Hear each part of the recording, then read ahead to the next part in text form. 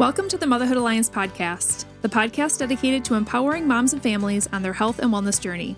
I'm Brittany Suttner. And I'm Andrea Rankus. Together, we're here to explore holistic approaches that go beyond conventional medicine. Each week, we dive into topics that matter most to you. Everything from nutrition and mental health to alternative therapies and natural living. And whether you're a new mom navigating the early stages of parenthood or a seasoned pro looking for new ways to support your family's well-being, you're in the right place. Even better, all of our guests are local small business owners who you can actually talk to and work with. You can learn more about today's guest and connect with hundreds of other health and wellness professionals through our informative and easy-to-use directory at motherhoodalliance.com. Before we get started, keep in mind that this podcast is for informational and educational purposes only and is not a substitute for personal healthcare advice. Please consult your healthcare provider before making any changes based on the podcast content. Thank you for joining us on this journey. Are you ready to help your family thrive? Let's get started. Hi, we are Britt and Drea from motherhoodalliance.com, and we are excited to welcome you to a 4-episode series with Cassie Mathis, a certified practitioner in orthotics and prosthetics and the owner of Baby Bear Clinic in Appleton, Wisconsin. Cassie's career journey was originally inspired by her niece's orthotic needs, and after extensive schooling and experience within the field, she decided to start her own clinic in 2020. Baby Bear Clinic specializes in cranial remolding helmets, braces for conditions like scoliosis and leg instability, and other custom pediatric orthotic needs. Cassie's approach integrates the latest technologies with a family-friendly feel to ensure the best care while reducing stress for families. When she's not at the clinic, Cassie enjoys running, playing pickleball, and cheering on her 3 sons at their sports games. We're excited to have her on to share how families can navigate pediatric orthotic care with confidence. All right, welcome back, you guys, to the podcast. We are excited to welcome Cassie back from Baby Bear Clinic. We had a really great discussion in the last 2 episodes about cranial helmets, flat spots on babies' heads, just some really great conversation. So we really recommend taking a listen to all of those. But in this episode, we're going to be talking more about something new you're kind of diving into. It sounds like you've recently decided to expand your business towards helping fit individuals with braces for conditions like scoliosis or like support for leg stability. So who needs lower extremity bracing? What kinds of conditions would these kids have? Yeah, so lower extremity orthotics is going to be anybody who would need some sort of support to their limbs. So whether they have a deformity like clubfoot or they have an instability or weakness, conditions that are going to kind of typically fall into there or that we're going to, most often kind of see on repeat is going to be spina bifida, cerebral palsy, muscular dystrophy. Oftentimes kiddos with Down syndrome might have some muscle laxity or weakness. So those are kind of the main categories, but they can also fall out. Sometimes kiddos, especially when they're a little bit younger, might just have kind of an idiopathic weakness. And it's not necessarily attached to a diagnosis, but you can just see those atypical gait patterns and see that, hey, they might need a little bit of stability. Yeah. Are there different kinds of braces? Or is it usually the same kind of brace on the areas? Okay, good question. Yeah. Get ready for a long answer. Okay. There is lots of types of bracing. So AFOs is going to be your typical ankle foot orthosis. So it's going to go up above the ankle, kind of end just below the knee. SMOs are another really common type of brace. It's supramalleolar orthosis. It's going to go just above the ankle. There are also like full leg braces. So I'm not going to go into those too deep because they're not as common, but you can get kind of like the full Forrest Gump, like full leg braces. Okay. But most often it's going to be like an AFO or an SMO. Now there's different types of braces. So not only different manufacturers, but also different materials. Plastic, a thermoplastic design is going to be kind of our most traditional, but with technology, we've really made improvements in bracing. And like I mentioned, Forrest Gump, like the metal, I was just in wood like leather. Yep. Yeah. Those are still around and appropriate for some patients, but really we've evolutionized, the types of plastic, the movement that plastic can have. 3D printing, we mentioned 3D printing in helmets. That's also become really prevalent in our other bracing. So in lower extremity bracing, in prosthetics as well. So yeah, there's a lot of different types. Carbon fiber is another material that's been around for a while now, but still kind of a newer advanced technology. So there's lots of different types of bracing. And not to jump ahead too far, but that's something that we're going to really go through and kind of look through different treatment options and what works best for that specific patient. These are custom devices. These are made to that person's specific measurements, shape, and also lifestyle. So when you sit down with somebody and they're looking for braces, you go through all of the different options and you have access to all of these different things then too. Mm-hmm. Okay. Yeah. So a typical evaluation for a lower extremity weakness is going to look like we're going to collect a history, like a questionnaire to get some history. If they've, we're just starting this. So if they already are an established brace user, they've gotten that from somebody else. So what have you used? What works well with that? What doesn't work well with that? What would you still like to see improved? And we're kind of talking through all of that history. But then we're also doing a full gait assessment. So they're going to walk, we're going to take videos, we're going to take pictures, and we're going to take time to really assess that. We actually work with a gait expert out of Colorado who helps to kind of do that, because gait is really hard. There is, and especially pediatric gait, because you get a kid and you tell them, okay, walk from here to there, and they do their doctor walk. And that's not their, normal walk. So we take those videos and we really take the time to assess those, because we're seeing them for 30, 45 minutes. That's just a snippet. And so we want to make sure that we really take the time to assess that and talk with, the families about kind of what they've seen.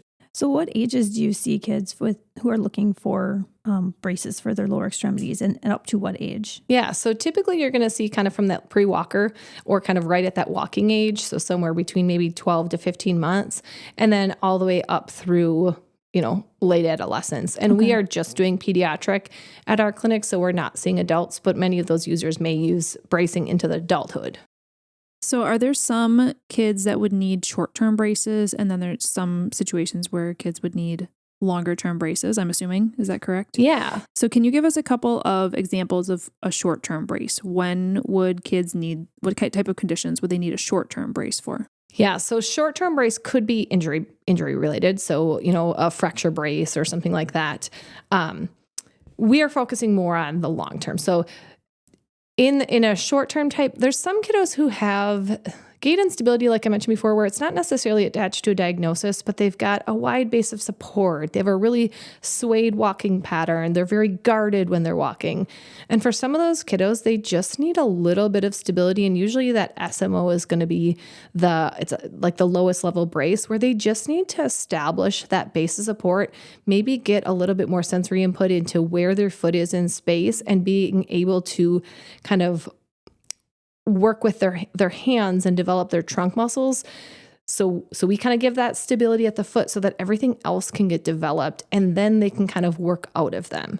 So it's more of just kind of the idiopathic weakness or instabilities. And that, oftentimes they're going to work their way out of. Like I mentioned with the evolution of materials, braces used to kind of lock you up and they gave you support, but you lost some of that natural muscle. Like, we never want to over brace. I can make somebody stand really straight and maybe walk nice, but are they using their quads? Are they, able to develop some of that gastroc, that calf muscle? So some of the materials that we've gotten have really allowed to get stability with also some natural movement, and then just being aware of that. And I think kind of, again, treating that whole person and not just being like, can I improve their gait? Yeah, I probably can, but is that improving their whole life, their whole quality of life? Yeah, that was actually a question I was going to expand on, because I know my husband had neck surgery a handful of years ago and he had to wear a neck brace for 3 months. And so his neck muscles really got weakened from that. So I was really curious about that. But do you also give like strengthening exercises at all to help accommodate and prevent muscles from getting weaker? Or do you feel like the way the braces are set up, you don't really need that because the muscles are getting activated enough that it's not a problem? So I would say that's a little out of my scope of practice, but we are saying, hey, you should really be working with a physical therapist on gait training. So we want to make sure that they're getting that gait training by, we may give them like little tidbits here and there, but really they should be working with a physical therapist or occupational therapist to develop that proper gait training. We're partnering with SureStep, which is one of the leading manufacturers in lower extremity bracing, and we're putting on a course. It's designed for a physical therapist in the fact that you'll get 3 CEUs for it, but really any professional who's working with kiddos and gait analysis. So we're doing that March 13th from 4:30 to 7:30. There'll be like dinner catered and everything. And they have courses online that we've done. They are just fantastic in the education perspective. And so they're going to come in. The topic specifically is regarding management of overpronation. That's those kiddos who are kind of the real flat feet walking. So yeah, we're super excited for that. And we'd love for anybody listening that wants to learn more to sign up. We do have a sign up on our website, so you can visit there or you can contact me directly. Awesome. And then if somebody happens to listen to this and it's past that date, could they just reach out to you to see if you're doing future events or just to maybe get just connect with you knowing that this was a great event that you put on? Yeah, for sure. If it's a clinic, like if you have a physical therapy clinic and you're like, hey, we all want to learn more, we'll set those up specific just for your clinic. And yeah, we plan to do these hopefully, 2 a year, maybe quarterly. We'll kind of see how this one goes, but we're really excited. We always want to share knowledge and have everybody kind of on that same playing field as far as what those goals are. I love that. I feel like that's, as a parent listening to that, I feel like that's when you know that the person you're working with is just like has the right heart in what they're doing. So thank you for putting that on. That's amazing. And really just helping the patient all around, right? Yeah. Yeah. From beginning to end. Yeah, for sure. I can think of a couple of people that I knew when I was younger that had certain situations. So I'm just curious if you help with these maybe shorter term situations, something like clubfoot or toe walking. Maybe? Yeah. I don't know. Yeah. As well as we also had a friend, and I think this might be a little bit different, but they had actually one leg that was shorter than the other. Yep. Are these things that you support? Yeah. So clubfoot is, going to be a shorter term where there's a few different methods of treating, but oftentimes it's a serial casting when they're really little, and then they're going to move into a type of brace where it's going to kind of really hold them in a corrected position. And then we're going to use a traditional kind of AFO or SMO to just kind of let them continue to grow out of that. And then, they'll be done with that. The other one you mentioned was toe walking. Toe walking, I guess it could be considered short-term because it's not like a lifelong thing necessarily, but that is, again, another one that's can be really sensory-based. Yeah. So you want to make sure that you're working with somebody for that. But the brace is kind of blocking out the movement, not stopping what's initiating the movement. So that's another one where, yes, we can do the brace, but we want to make sure that we're not just doing the brace. Right. We're working with, a stretching protocol or a strengthening or a sensory kind of retraining sort of thing. So that's another one that, we definitely see. And then the longer term ones are going to be those spina bifida, CP, muscular dystrophy, kind of looking at, is it a progressive disorder or is it something that's just going to kind of stay stable? And goals can change over time. Like with spina bifida, in our first episode, I mentioned my niece was kind of one of my spark to knowing about this field. And she progressed where she's in a wheelchair full time now. So when she was younger, she used a walker, she used crutches, and she was able to move around a little bit more. But, she's 20 now. That doesn't fit her lifestyle. She's driving. And so she's got her, her van that she rolls into. And so goals can change even if the deformity is kind of still there or the need for that's still there. But we kind of support that through there. One challenge that I would see with pediatrics that those who fit adults maybe wouldn't have is that kids' legs length is constantly growing. Yeah. So how do you accommodate that? You get new braces. Oh, okay. Okay. So let's walk through that a little bit. Yeah. How often would that be? Usually about a year. Usually if, sometimes it might only be 6 months if you like really hit a growth spurt. We do try to, make the brace have a little bit of room, but they're custom fit and they have to be snug. You can't have this big loose brace or you're going to get skin breakdown or, a toe, like foot plate that's 2 inches longer, well, that's not going to support them in a natural, to get the most natural gait. So you're typically coming back for appointments, yearly for new braces or anywhere between 6 months and I'd say 18 months. You had mentioned injury as a potential need for a shorter term brace. What would be the need for a brace versus like a cast? Obviously a cast is going to be a break, but like how would you help with an injury? And then I'm also curious on when a kiddo is wearing a brace, how does that limit their movement? Like running, kicking, obviously all of that is going to change a little bit. Yep. So fracture braces would be an example. So like a walking boot.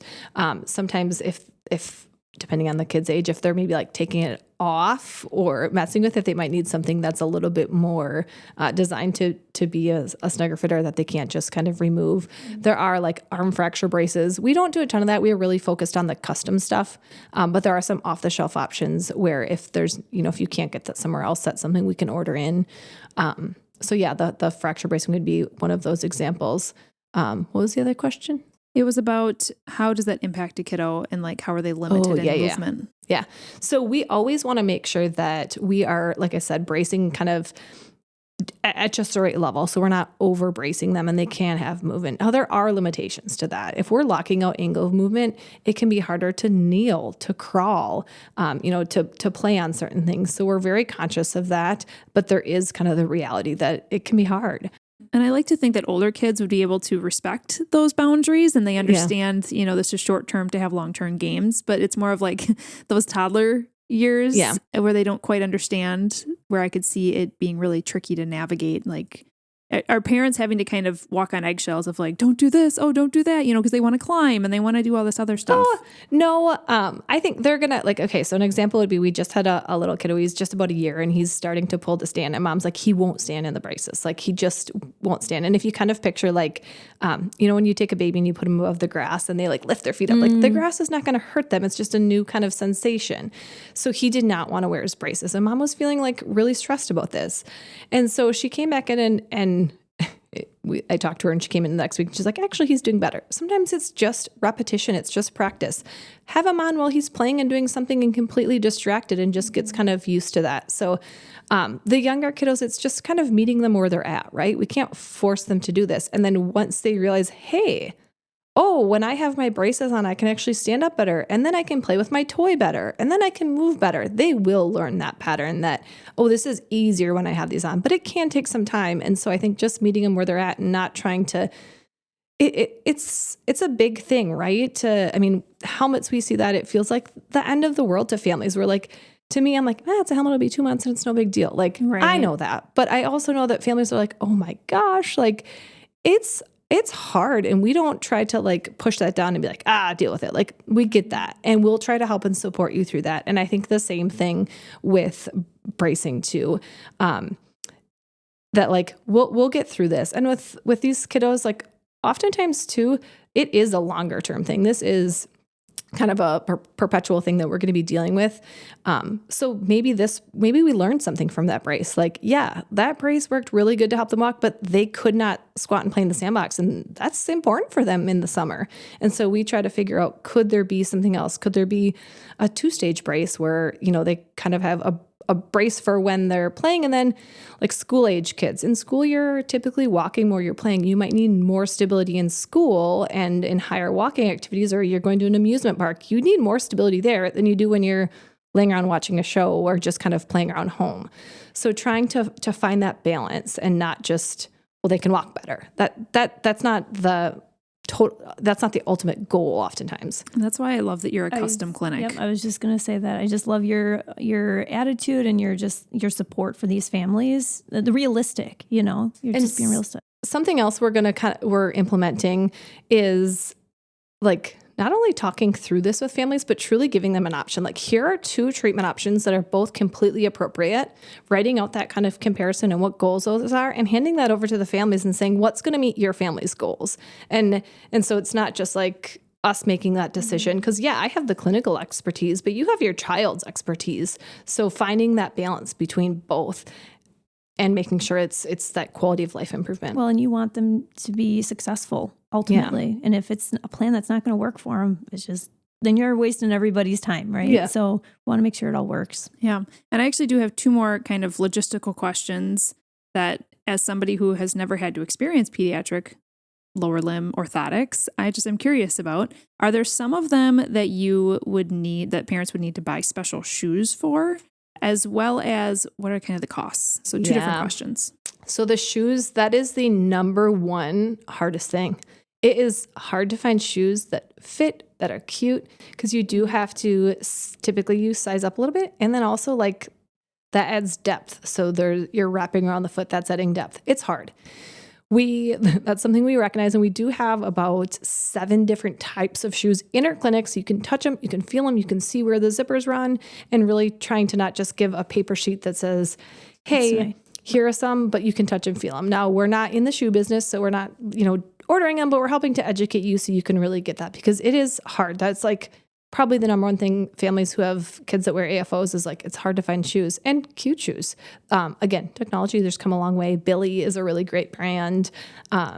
Friendly Shoes is one that has like a special zipper design, but it's a challenge. That's for sure.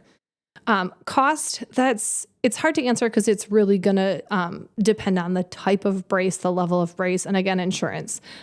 We do work with Medicaid, so that's, I think, something important that families know. But there's kind of a wide range of cost. Sure.